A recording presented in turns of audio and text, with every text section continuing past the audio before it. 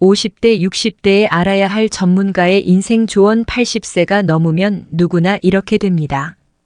오늘의 주제는 최고의 노인정신의학 전문의가 전하는 행복한 노년의 비밀에 대한 이야기입니다. 나이가 들면 누구나 겪을 수밖에 없는 일들이 있습니다. 연세가 있으시거나 노부모가 있는 분들이라면 많은 도움이 되실 거라 생각합니다. 80세의 벽은 높고 단단하지만 벽을 넘어서는 최고의 방법이 있다고 하는데요. 와다 히데키라는 사람을 들어보셨나요? 최고의 권위를 자랑하는 노인정신의학 임상심리학 전문의로 30년 동안 의학 분야에 종사하며 연구를 계속해오고 있습니다. 와다 히데키는 인생의 벽을 넘어 수명을 늘리는 정답을 공개하여 많은 이들의 호응을 이끌어냈습니다. 오늘은 와다 히데키가 쓴 80세의 벽이라는 책을 바탕으로 노후를 잘 보내기 위한 좋은 팁들을 말씀드리려 합니다. 이 책을 읽고 충격을 받았다는 분들이 많은데요. 부모님께 효도한다고 했던 행동들이 오히려 독이 되었다는 사실을 깨닫게 되었기 때문입니다. 80세가 넘으면 누구나 몸에 암이 있다고 합니다. 노화로 암이나 인지장애가 생겼을 때 어떻게 대처해야 하는지 혈압과 혈당, 콜레스테롤, 약을 드시는 분들이 알고 계셔야 하는 사실과 우리가 평소 잘못 생각하고 있었던 놀라운 내용들이 있으니 도움 되셨으면 합니다. 80세를 넘게 되면 우리가 감당해야 하는 4개의 벽이 있다고 합니다. 첫 번째는 병원의 벽을 넘어서야 하고, 두 번째는 노화의 벽을 넘어서야 하고, 세 번째는 치매와 인지장애의 벽을 넘어서야 하고, 네 번째는 80세의 벽을 넘어서야 한다고 합니다. 누구나 나이 들어갑니다. 그렇게 노인이 되어가지. 그런데 노인이 질병이나 인지장애로 몸져 눕거나 누군가의 돌봄이 필요한 평균적인 기간이 얼마나 되는지 아시나요? 남성은 9년, 여성은 12년이라고 합니다. 누구나 목숨이 닿을 때까지 하고 싶은 것을 다하며 살아가기를 꿈꾸지만 나이가 들어서는 독립적으로만 살아갈 수는 없는 것이 인생이기도 합니다. 우리가 다른 사람의 도움 없이 건강하게 살아갈 수 있는 수명을 건강 수명이라고 하는데요. 평균적으로 남성은 7,268세, 여성이 7,538세라고 합니다. 이 나이가 되면 우리도 지금의 윗세대처럼 누군가의 도움이 필요하게 될 수 있다는 것입니다. 물론 사람마다 다르고 통계적인 숫자이기 때문에 개개인마다 차이는 있을 것입니다. 그리고 우리나라 인구의 평균 수명은 남성이 81.64세, 여성이 87.74세입니다. 평균 수명이란 평균적으로 몇 살까지 사는가를 의미합니다. 지금도 평균 수명은 계속 늘어나고 있습니다. 하지만 무조건 오래 사는 것이 좋은 것은 아닙니다. 건강하게 오래 살아야 행복한 삶을 누릴 수 있습니다. 통계를 내보면 가장 많이 사망하는 나이는 남성이 85세, 여성이 90세입니다. 물론 더 오래 사는 사람도 많습니다. 통계들을 보니 어떤 생각이 드시나요? 80대는 70대와는 전혀 다릅니다. 오늘은 건강해도 내일은 어찌 될지 모르는 나이입니다. 구체적인 숫자를 제시한 이유는 여러분을 낙담시키기 위해서가 아닙니다. 남은 인생을 만족스럽게 보내길 바라서입니다. 행복한 노후와 불행한 노후 어느 쪽을 선택하고 싶으신가요? 일본에는 100세가 넘은 사람이 8만 6천 명에 이른다고 합니다. 여러분 주변에서도 정정한 90대나 100세 이상의 어르신들을 볼 수 있을 것입니다. 그러나 100세 인생이라고 해서 당연히 모든 사람이 90세나 100세를 맞이하는 것은 아닙니다. 또 90세나 100세를 맞이했다고 해서 건강하리라는 보장도 없습니다. 침대에 누워서 생활하거나 가족에게 학대를 당하거나 아니면 치매로 자신이 누구인지도 모르는 그런 상황이 생길 수도 있습니다. 미래는 아무도 모릅니다. 사람마다 나이도 다르고 체형도 다르고 성격이나 생각도 다르고 생활 환경도 다르고 가족 구성도 다르며 직업이나 질병 이력도 다르지만 모든 사람에게 공통되는 사항이 있습니다. 언젠가는 죽는다는 사실입니다. 죽음에 이르는 길에는 두 가지가 있습니다. 하나는 행복한 길로 마지막에 괜찮은 인생이었어 고마워라며 만족하며 가는 길이고, 다른 하나는 불행한 길로 어쩌다 이렇게 됐나 하며 후회하면서 가는 길입니다. 80세 이후는 70대와는 전혀 다릅니다. 어제까지 가능했던 일이 오늘은 안 되는 상황을 수없이 맞닥뜨릴 것입니다. 컨디션 난조를 겪는 일도 잦아집니다. 각종 질병도 생기기 쉽습니다. 치매인가라는 생각에 자신감을 잃는 일도 있을 것입니다. 누군가의 죽음을 험하면서 절망에 사로잡힐지도 모릅니다. 눈앞의 거대한 역경을 넘어서기 위해 가장 중요한 것은 노화를 받아들이고 삶을 소중히 여기는 자세입니다. 이것이 행복한 노후와 불행한 노후를 가르는 기준이 됩니다. 행복은 주관적입니다. 즉 자신이 어떻게 마음 먹느냐에 따라 달라집니다. 예를 들면 노화를 한탄하여 이것도 할 수 없고 저것도 할 수 없다며 없다를 대내면서 사는 사람이 있고, 노화를 받아들여 이것도 할 수 있고 저것도 할 수 있다며 있다을 소중히 여기는 사람이 있습니다. 어느 쪽이 행복할까요? 80세가 넘으면 몸속에 암이 있습니다. 모르고 사는 사람도 많지요. 와다이데키가 오랫동안 근무했던 병원은 노인 전문 병원으로, 이곳에서는 해마다 100명가량의 유해를 해부하고 연구했습니다. 연구 결과에 따르면 몸속에 심각한 질병이 있음에도 생전에는 알지 못한 채 사망한 사례가 많다는 사실을 알게 되었다고 합니다. 암도 그중 하나입니다. 85세 이상의 유해를 부검해보면 거의 모든 사람에게서 암이 발견됩니다. 즉 80세가 넘으면 누구나 몸속에 암을 품고 있는 것입니다. 일반적으로 암은 죽음에 이르는 병이므로 치료가 필수라고 알려져 있지만 사실 꼭 그렇지만은 않습니다. 현재 이루어진 연구는 당사자가 인지하지 못하는 암도 있고 생활에 지장을 주지 않는 암도 있다는 사실을 알려줍니다. 특히 나이가 들면 암의 진행이 느려지므로 치료하지 않고 내버려 두더라도 문제가 안 되는 경우가 많습니다. 그래서 저자는 80세가 넘으면 암 치료는 필요가 없다라고 생각하며, 만약 지금 암이 발견된다고 해도 통증이 너무 심하거나 음식을 섭취하지 못하는 상태가 아니라고 하면 암세포를 제거하지 않을 것이라고 말합니다. 특히 80세가 지난 고령자는 수술할 필요가 없다고 하는데요. 함부로 손을 대기보다는 지켜보는 편이 낫다라고 합니다. 사실 발견하지 못했을 뿐 이전부터 암을 지닌 채 살아왔고 앞으로 서서히 진행되겠지만 한순간에 나빠지는 일은 거의 없기 때문입니다. 암 치료는 간단하지 않기 때문에 수술이든 화학치료든 몸에 심각한 부담을 줄 수밖에 없습니다. 체력이 크게 떨어지는 80세 이상의 고령자는 평소 생활로 되돌아가지 못할 확률이 높으므로 신중히 생각해 보시면 좋겠습니다. 여러분도 이 사실을 꼭 기억해 두길 바랍니다. 80세 이후에는 참지 말고 살아가는 것이 좋습니다. 암에 걸리지 않으려고 식사를 제한하고 좋아하는 술이나 담배를 삼가는 분위기가 있는데, 80이 넘으면 몸속에 이미 암이 있을 가능성이 크다고 합니다. 그러므로 암에 걸리지 않기 위해 참는 행위는 의미가 없습니다. 좋아하는 음식이나 술을 마시는 편이 오히려 스트레스를 줄이고 즐겁게 사는 방법입니다. 그리고 실제로 암을 무리하게 절제하여 스트레스를 받으며 살기보다 원하는 일을 하며 편안한 마음으로 지내는 편이 면역력이 높아진다고 합니다. 그리고 이것이 암의 진행을 늦춘다고 알려져 있습니다. 또한 건강 우려 때문에 먹고 싶은 음식을 참는 사람이 많은데요. 비만은 건강을 해치고 염분과 당분, 지방이 3대 해악이라는 사고가 사람들의 상식이 되었기 때문입니다. 하지만 과연 그럴까요? 80세 이상이라면 더더욱 정답이 아닐 수 있습니다. 먹고 싶다는 욕구는 몸이 원한다는 뜻이기도 합니다. 고령자는 장기 기능의 저하로 식욕이 증가하는 경우가 있습니다. 예를 들면 염분이 그렇습니다.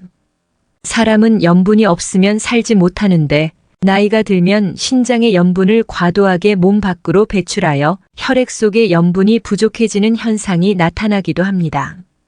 신장에는 나트륨을 저장해두는 기능이 있어서 체내에 나트륨이 부족해지면 배출을 멈추고 모아두는데 노화로 인해 염분 저장 능력이 떨어지면 염분이 부족하게 됩니다. 그래서 어르신들 중에 짜게 드시는 분들이 많은 것도 그런 이유일 수 있습니다. 다음으로 인지장애에 관한 이야기입니다. 인지장애는 반드시 생긴다고 합니다. 그러니 지금 하고 싶은 일을 하라고 말합니다. 인지장애는 왜 생길까요? 나이를 먹기 때문입니다. 다만 고령자의 인지장애는 대체로 매우 더디게 진행됩니다. 실제로는 20년 전부터 서서히 진행된 것이지만 대체로 알아차리지 못합니다. 인지장애는 증상이 발현된 이후에도 계속 진행되며 근본적인 치료는 불가능하다고 하죠. 암과 마찬가지로 85세가 넘은 거의 모든 고령자 대부분 이 알츠하이머형 뇌변성이 있습니다. 즉, 인지장애는 병이라기보다 노화 현상에 가까워서 나이가 들면 누구에게나 생기는 증상이라고 생각하시면 됩니다. 근력이 쇠약해져서 운동 능력이 떨어지거나 피부에 주름이 잡히고 흰머리가 생기는 것과 같은 이치입니다. 60대의 인지장애는 1에서 2%에 불과하지만 70대 전반에는 34%에 이르고 70대 후반에는 10% 정도가 됩니다. 80대 전반에는 20%가 넘는데 이때부터 단숨에 큰 폭으로 증가합니다.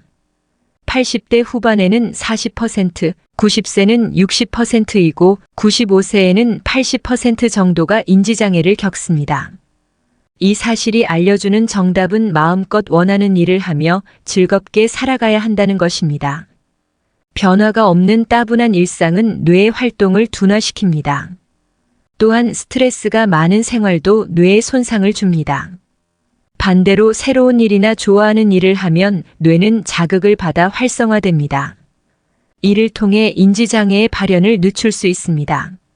100세 인생 시대라는 말이 오히려 80세의 벽을 높이기도 합니다. 80세라고 하면 과거에는 인생의 종착지 같은 느낌이었습니다. 하지만 오늘에는 100세 인생이라 하여 갑자기 20년이나 늘어나 꼬린 지점이 멀어졌습니다. 수명이 길어진 일은 기쁘지만 좀 걱정되는 점도 있습니다. 오래 살아야 한다는 강박에 사로잡혀 있기 때문입니다. 사실은 먹고 싶지만 건강에 해롭다니까 참는다. 몸을 움직이기 힘든데 건강을 위해 무리하여 운동한다. 좋아하는 담배나 술을 건강에 해롭다고 삼가한다 하고 싶은 일이 있지만 이 나이에라며 참는다. 효과를 느끼지 못하면서도 오래 살려는 마음에 계속 약을 먹는다. 80세가 넘은 사람이라면 전부 차지할 필요도 무리할 필요도 없는 일들입니다. 더 정확히는 자제해서도 안 되고 무리해서도 안 되는 일들입니다. 60대 정도라면 분명 효과가 있는 방법이겠지만 80세가 넘어서까지 참을 필요는 없습니다. 하나하나는 소소한 일일지 몰라도 쌓이다 보면 마음에 부담이 되어 확실히 수명이 줄어듭니다. 100세 인생이라는 말이 도리어 80세의 벽을 높이고 있습니다. 지금까지 열심히 살았으므로 80세 이후부터는 자기 즐거움을 위해 행동해야 합니다. 저자는 임상 현장에서 의학서나 논문의 지식이 전부가 아니라는 것을 깨달았다고 합니다. 환자가 살아있는 교과서였다는 것이죠. 환자들을 접하면서 인간은 누구나 오직 하나뿐인 존재이며 인생에는 우열이 없다는 사실을 깨달았다고 합니다. 진시황제를 들어본 적이 있을 것입니다. 2200년 전에 최초로 중국을 통일하고 절대적인 부와 권력을 손에 넣었던 인물입니다. 모든 것을 얻은 진시황제가 마지막으로 원했던 것은 불로불사의 육체였다고 합니다. 그는 각지에서 특효약을 가져오게 하는 등 온갖 수단을 동원했지만 끝내 소원을 이루지 못했습니다. 마지막에는 불사의 효과가 있다고 알려진 수은을 넣은 약을 먹다가 사망하게 되죠. 뛰어난 무인조차도 늙음과 죽음 앞에서는 냉정함을 유지하지 못했다는 것을 알 수 있습니다. 어찌 보면 우리처럼 평범한 사람들이 늙음과 죽음을 두려워하고 회피하려는 것은 당연한 일일지도 모릅니다. 오늘 건강하게 걷는 사람이 1년 후에도 그러리라는 보장은 없습니다. 그렇다고 해서 걷지 않는 생활만을 계속하다 보면 전혀 걷지 못하게 됩니다. 남은 기능을 쓰지 않으면 순식간에 쇠약해지는 것이 고령자의 무서운 현실입니다.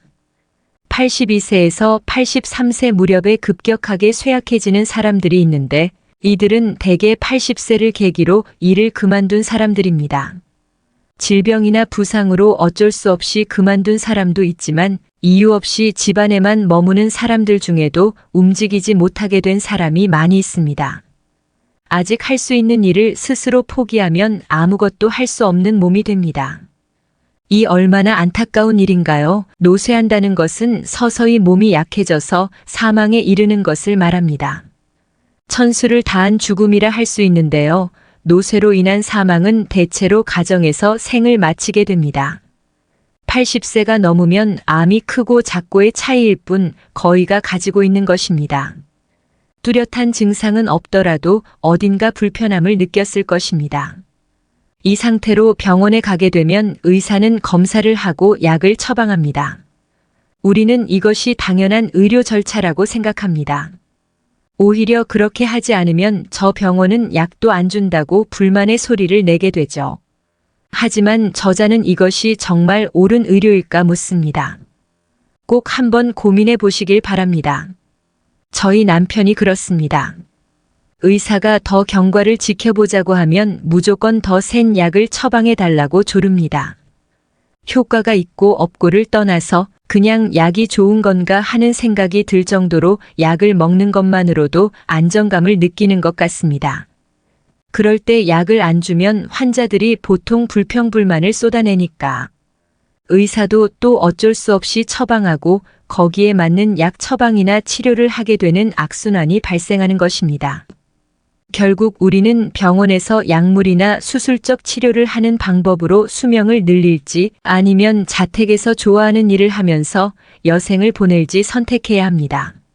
환자 본인이 선택해야 하는 문제라는 것입니다. 저희 할머니 얘기를 잠깐 해볼까 합니다.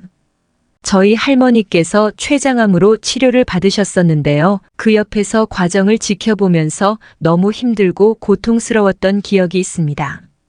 할머니께서 힘들다고 말씀하셔도 가족들이 치료를 설득했습니다. 결국 시간이 더 흘러서 할머니 말씀대로 집으로 모셨었는데요. 병원에서 있을 때와 집에서의 표정이 너무 달랐습니다. 표정도 밝아지고 편안해 보이셨거든요. 그리고 한 달 뒤에 평안히 임종을 하셨습니다. 우리도 언제 선택의 순간이 올지 모르는 것입니다. 막상 이런 일을 겪게 되면 치료를 하지 않는 것에 대한 두려움과 죄책감 때문에 선뜻 결정을 하기가 어려우실 겁니다. 부모님께서 연세가 많으시다면 평소에 부모님과 대화를 나누시면서 마음을 정해두시는 것도 좋은 방법이 될 수 있을 것이라 생각합니다. 생명 연장을 하려고 중환자실에서 얼굴도 마음껏 못 보고 그렇게 시간을 보내는 것보다 살던 집에서 편히 쉬시면서 마지막을 준비하는 것이 더 좋을 수 있다는 생각이 듭니다. 다음으로 현대 의료계에서 3대 악으로 불리는 높은 혈압과 높은 혈당, 높은 콜레스테롤에 관한 내용입니다. 요즘에는 약이 잘 나와서 약만 먹어도 아무런 문제가 없다고 생각하시는 분들도 많으실 겁니다. 하지만 약을 먹고 약효를 내는 동안에 수치를 떨어뜨릴 수 있지만 그로 인해 몸은 나른해지고 머리가 멍해지는 역효과도 있다는 것을 고려해야 합니다. 또한 면역 기능이 떨어져서 다양한 병에 쉽게 노출됩니다. 어떤 약이든 부작용이 있을 수 있다는 것입니다. 그런데도 혈압과 혈당치, 콜레스테롤 수치를 낮추려고만 합니다. 그런데 이 수치를 낮추어도 암에 걸릴 위험이 줄어들지 않습니다. 오히려 면역 기능이 떨어져서 암의 위험성이 높아진다고 할 수 있습니다. 특히 콜레스테롤은 수치가 높을수록 쉽게 암에 걸리지 않는다는 조사 데이터도 있습니다. 또한 콜레스테롤 수치를 떨어뜨리게 되면 남성 호르몬도 감소한다고 합니다. 남성 호르몬이 감소하면 기운이나 의욕이 사라지고 감정이 불안정해집니다. 남성 호르몬은 건강하게 살기 위해서 매우 중요한 요소입니다. 결국 우리가 무언가를 치료하기 위해서 더 많은 부작용을 감당해야 된다는 것인데요. 결과적으로 혈압이나 혈당치, 콜레스테롤 수치를 낮추면 동맥 경화에는 효과적이지만 신체의 활력이 떨어지고 암에 걸릴 위험은 높아진다는 사실을 염두에 두셔야 합니다. 이 책의 저자는 약물 복용이나 주사가 오히려 더 많은 부작용을 일으킨다고 주장합니다. 우리가 나이가 들어서 이런 치료를 할 것인지 말 것인지 진지하게 생각을 해봐야 됩니다. 저는 오래 사는 것보다 더 중요한 건 사는 동안 아프지 않고 건강하게, 행복하게 사는 게 중요하다고 생각합니다. 다음으로 신체의 잔존 기능을 유지하는 비법 21가지를 소개해 보려고 합니다. 모두 다 실천할 필요는 없지만 몇 가지라도 시도해 보시길 바랍니다. 1. 첫째, 걷다가 걷지 않으면 못 걷게 됩니다. 80대에게 가장 추천하는 운동은 걷기입니다. 걷기는 다리의 노화를 예방해 줄 뿐만 아니라 심장의 펌프 기능도 강화해 줍니다. 그러면 나 몸의 구석구석에 있는 세포에도 충분한 양의 혈액이 도달합니다. 또한 걷기 위해 외출하여 햇볕을 쬐면 행복 호르몬인 세로토닌이 분비됩니다. 하루에 30분 걷기가 이상적입니다. 이 두 번째, 안절부절 못할 때는 심호흡을 하세요. 물이나 마시는 음식도 효과적입니다. 초조와 분노는 수명을 단축하는 주요 요인입니다. 자율신경에는 몸을 활동 모드로 만드는 교감신경과 휴양 모드로 만드는 부교감신경이 있습니다. 초조해하면 교감신경이 활발해져서 심박수나 혈압이 올라가고 위장 활동이 나빠집니다. 이를 진정시키는 가장 손쉬운 방법이 심호흡입니다. 뇌에 충분한 양의 산소가 도달하여 흥분을 가라앉게 합니다. 눈을 감고 숨을 깊이 들이마신 다음 충분히 내쉬세요. 이를 반복하다 보면 심신이 안정을 되찾게 됩니다. 세 번째, 운동은 힘들지 않을 정도로만 하세요. 호흡이 거칠어지는 현상은 심장에 부담이 간다는 증거입니다. 이때 심박수와 혈압도 같이 올라가고 체내 활성산소도 증가합니다. 활성산소는 세포에 손상을 입히고 노화나 암을 일으키는 원인이 되는데 운동을 지나치게 하면 활성산소가 필요 이상으로 증가하여 몸에 큰 부담을 주게 됩니다. 또한 무리한 운동은 근육이나 관절, 뼈를 상하게 하기도 합니다. 그렇게 되면 몸을 움직일 수 없어서 도리어 근력이 약해집니다. 네 번째, 더울 때는 에어컨을 틀고 물을 마시세요. 폭염으로부터 목숨을 지켜야 합니다. 일사병이나 탈수 증상은 고령자 사망의 주요 요인 중 하나입니다. 겨울철에 감기로 사망하는 사람보다도 그 수가 더 많습니다. 해마다 일사병으로 사망하는 사람 중 80%가 65세 이상입니다. 일사병이 생기는 이유는 온도에 대한 감각이 둔화되거나 체온 조절이 순조롭지 않아서입니다. 신장 기능의 저하나 혈압 강화제의 이뇨작용으로 인해 체내 수분이 부족해져서 발생하기도 합니다. 여름철에는 에어컨을 틀고 수분 보충을 철저히 하는 게 중요합니다. 다섯 번째, 기저귀를 부끄러워 마세요.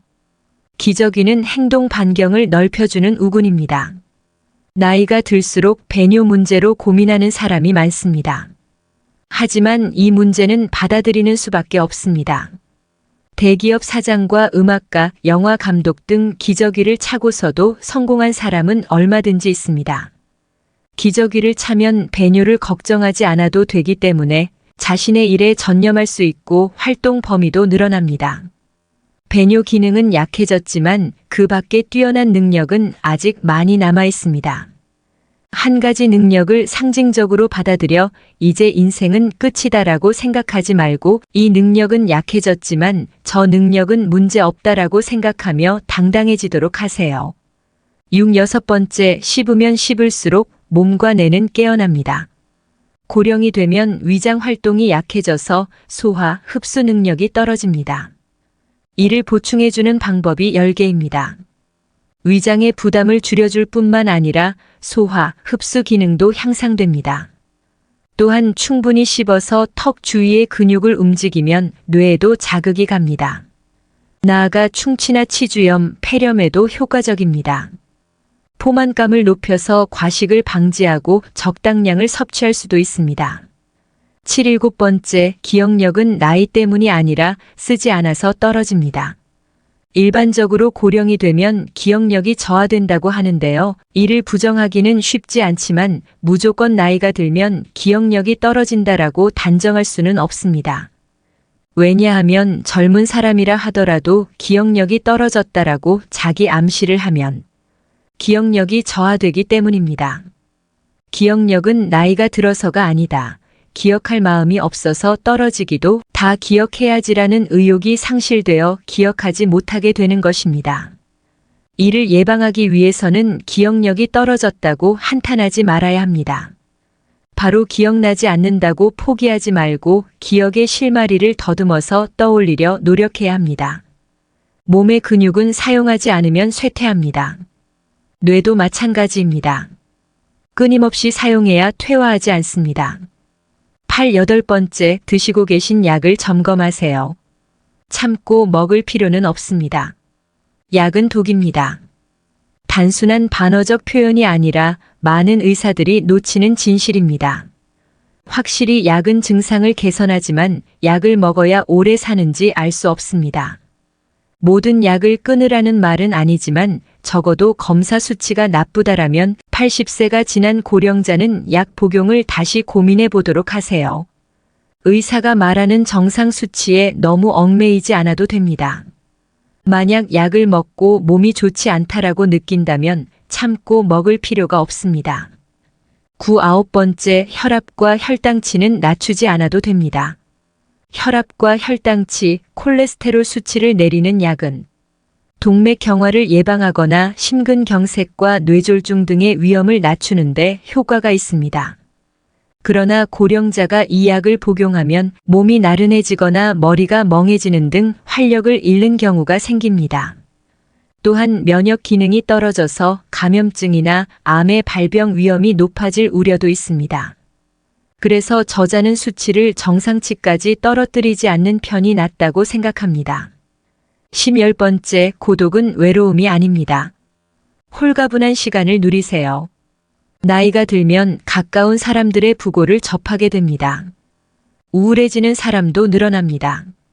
하지만 사람은 원래 혼자 태어나서 혼자 죽습니다. 인간은 본디 고독한 존재입니다. 외롭다라고 마음을 닫지 말고 사람들과의 교류를 가져보세요. 나이가 들수록 혼자 보내는 시간이 늘기는 하겠지만 외롭다고 슬퍼하지 말고 아무도 신경 쓰지 않고 자유로이 보낼 수 있는 시간이라고 생각을 전환해 보시길 바랍니다. 1번째, 땡땡이는 부끄러운 일이 아닙니다. 억지로 참고 할 필요는 없습니다. 고령자 중에는 성실한 사람이 많아서 한 번 정한 일은 끝까지 하는 성향을 지닌 사람이 많습니다. 하지만 이는 젊은 사람들이 사는 법입니다. 80세가 되면 몸이 내는 목소리나 자신의 솔직한 마음에 귀를 기울이도록 하세요.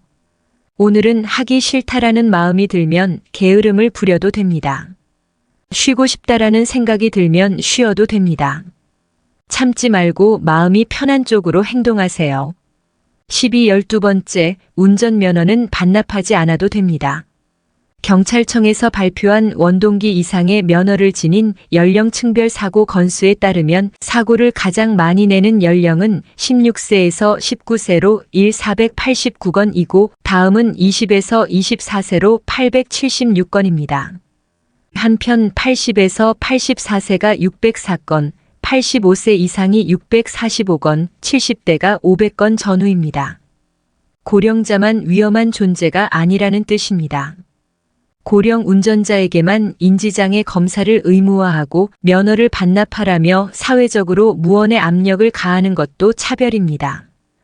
획득한 권리를 간단히 내어주어서는 안 됩니다. 80세가 넘은 고령자는 현재의 내가 할 수 있는 일이나 가지고 있는 능력을 되도록 유지해야 합니다. 13번째, 좋아하는 일을 하세요. 싫어하는 일은 하지 않는 게 좋습니다. 좋아하는 일을 하고 싫어하는 일을 하지 않는 것, 이것은 고령자의 기본 자세입니다. 사실은 하고 싶은데 참는다. 사실은 하기 싫은데 참는다와 같은 태도는 지금 당장 그만두길 권합니다. 80대는 어느 날 갑자기 움직이지 못하게 될 위험을 항상 안고 있기 때문입니다. 아, 그때 할 걸 그랬다며 후회하는 일이 없도록 하루하루를 알차게 보내세요. 14번째, 성적 욕구는 당연한 일입니다. 부끄러워하지 않아도 됩니다. 여성이든 남성이든 고령자 중에는 성욕이 있는 사람도 있고 없는 사람도 있습니다. 성욕이 있다는 사실을 부끄러워할 필요는 없습니다. 성욕이 있는 동안은 애써 자제할 필요도 없습니다. 언제까지 계속될지는 알 수 없지만 자신에게 있는 능력을 포기하지 않는 자세는 가장 중요한 요소입니다. 15번째, 밖으로 나가세요. 80세 이상의 고령자에게 가장 적당한 운동은 걷기입니다. 하지만 코로나19 유행으로 외출을 삼가는 사람이 늘어났습니다. 그 결과 인지장애 환자는 물론이고 우울한 사람들도 증가했습니다. 그 원인 중에 하나가 세로토닌 분비량의 감소입니다. 세로토닌은 행복 호르몬이라 불리며 행복감을 높여주는 역할을 합니다. 햇볕을 쬐거나 즐거운 일을 하면 더 많이 방출된다고 알려져 있습니다. 집안에서만 지내면 근력이 약해지고 세로토닌의 양도 줄어듭니다. 그렇게 되면 무력감이나 불안, 스트레스를 느끼기 쉽습니다. 16번째, 먹고 싶으면 먹으세요. 통통한 편이 적당합니다. 수많은 데이터가 조금 살찐 사람이 오래 산다는 결과를 보여주고 있습니다. 80세가 지난 고령자는 대사증후군을 걱정하기보다는 통통한 상태를 유지할 수 있도록 먹고 싶은 음식을 먹어야 합니다.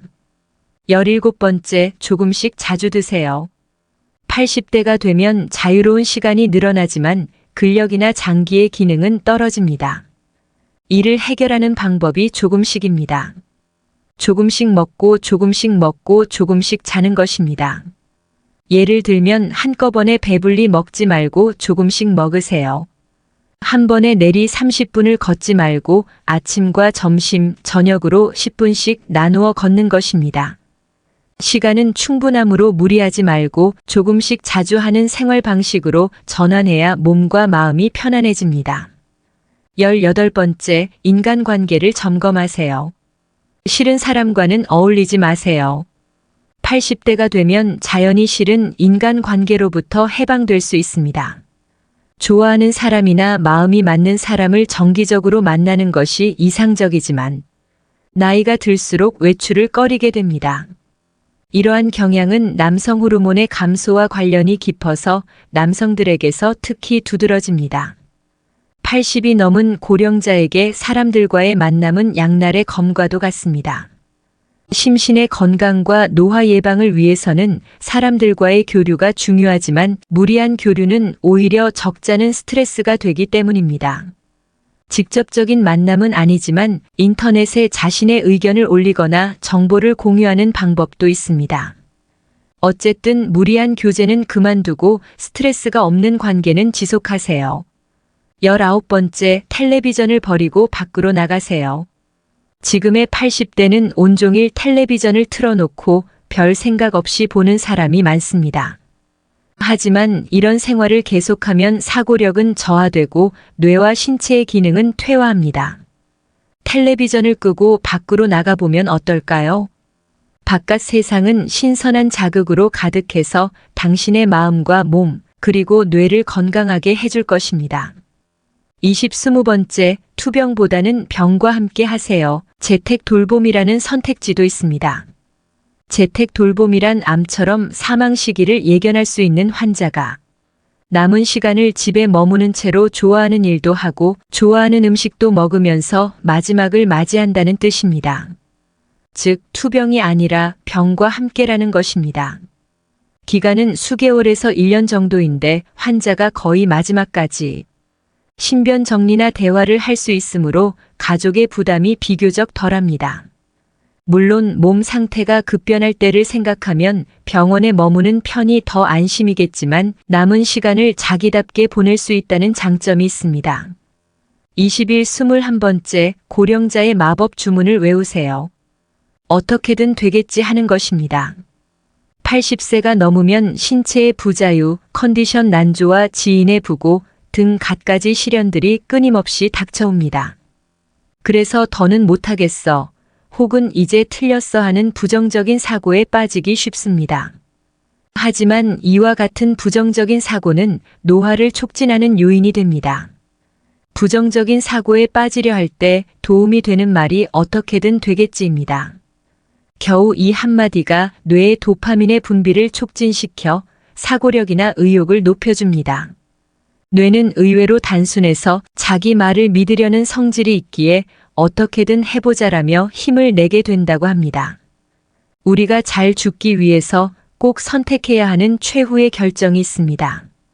80세 정도가 되면 많은 사람이 마지막 준비로 고민하게 되는데요. 80세가 넘으면 먹고 싶은 거 마음껏 드시고 하고 싶은 것도 마음껏 하시면서 내가 원하는 인생을 자유롭게 사는 것이 최고입니다. 마음 내키는 대로 살면 몸도 마음도 건강하고 행복할 수 있습니다. 우리 구독자 여러분들의 멋진 노후를 응원하겠습니다.